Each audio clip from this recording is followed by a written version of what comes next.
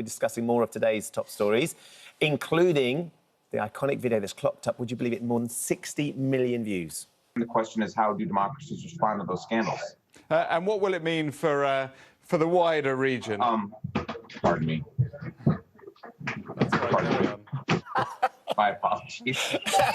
It's the drama. It's the panic from the...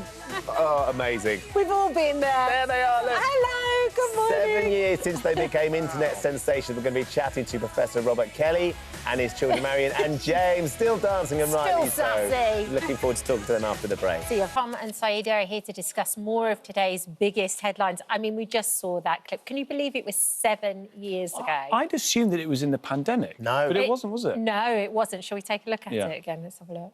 The question is, how do democracies respond to those scandals? And what will it mean for the wider region? I think one of your children has just walked in. I mean, shifting sands in the region. Do you think relations with the North may change? Pardon me. That's right, carry on. My apologies. What's this going to mean for the region? My apologies.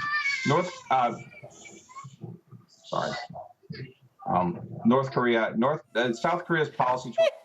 South Korea. It's magical, isn't it? It's magical. Nearly 60 million people have watched it. You can't watch it without smiling. No, you really can't. Thrilled that Robert Kelly is here with us this morning, as well as the kids. Yeah. Marion and James. We've got James too. Good morning, all of you. Lovely to see you all this morning. Still enjoying the limelight as well, I can see that. Robert, tell us a little bit about the reaction, because it's all these years later. People, I imagine, still want to talk to you and the kids about what happened that day. Yeah, they do. We put out a Twitter thread the other day with some pictures, and it went viral, and like 30 million people watched it. And here I am talking about it on, British TV 7 years later. And So do people recognise you and ask you about it on the streets?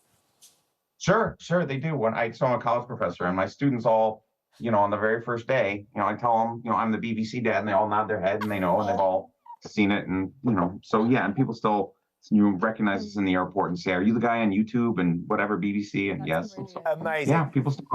And you're still being upstaged by the kids now, all these years later. Yeah. Marion, what are your memories of that day? Had you been told that Daddy's on a call and you mustn't go into the room, or did you just want to go in and see what he was up to? I don't really remember, but I think I was just trying to see my dad, and he was interviewed. And what do you think when you look at your dance when you come in? Because that's quite a funky move you've got going on there. I don't know why I did that, but maybe just for fun. I don't know. That made you famous. It was certainly very funny, and obviously little James was just in his walker as well. Really? I mean, Robert, what was the fallout when eventually you came off the call and you sat with the kids and their mum? Yeah, so at first, easy, buddy. At first, my wife and I thought that no TV station would ever call us again, that it was like a disaster, it was a broken interview. Yeah, okay. Good job. But then, a couple hours later, it started going viral, and, then we kind of realized it was something that it was more than just a busted interview. It was, this big thing. But at first, I figured nobody would ever call me again to be on television. And do you operate your interviews slightly different now? Do you padlock the door, or have you got a lock fitted, or...? Yeah, there's a lock. There's a lock on the door now, so that just doesn't happen. But you guys wanted to see them, so here they are. We're thrilled to see them. I can't help but feel that needs to be at home with the Kellys. There needs to be like the Osbournes. a reality series with them, because they are stars, these two, absolute superstars. All right, buddy, put your... Yes, thank you. They have a lot of energy. They're very boisterous. I mean, I love the fact you can be a political analyst, you can be trying to talk about very serious subjects, but it doesn't stop you being a dad. No, And we've all been there. We're going to let you go, guys. Marion, James, it's amazing to see you. Robert, thank you for sharing a little snapshot of life. It's good to see things are still as chaotic as they ever were. Love it.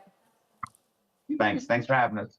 Bye. It's that moment, though, Saida, isn't it, that, as he was saying, Yeah. you know, I thought we'd never get called again. I thought that was the end Yes. of my career, and it's been a completely different thing. It has, and I think just the fact that, look, you are human. Yvette Cooper talks about this, how when she was very young and the kids were very young, and she was having to do Radio 4 really early in the morning, and she said she'd actually put herself under a duvet and lock the bedroom door just so she could have a little bit of quiet when she was doing the interviews. And we've all done that. I mean, Yeah. we've all. I mean, I've done interviews where you're trying to hold the kids back Yeah. and you make From here. gestures, you know, and all the rest of it. But it's the reality, isn't it, of juggling real life with work life. Absolutely. I mean, that was Absolutely. chaotic. Let's not. That was total chaos in there Yes. still, wasn't it? Still there. You know, tongues out everywhere, there's water going off. Still there. Of course. Like, It was like brilliant. any parent's household, when you've got an 11-year-old and a 7-year-old, and you're saying people want to go and speak to you in the UK, of course they're going to go crazy. course. My boys to sit down, they never Yeah. do it. I love how he had put a lock on the door there now. Yeah. Just in Gotta case. Way forward.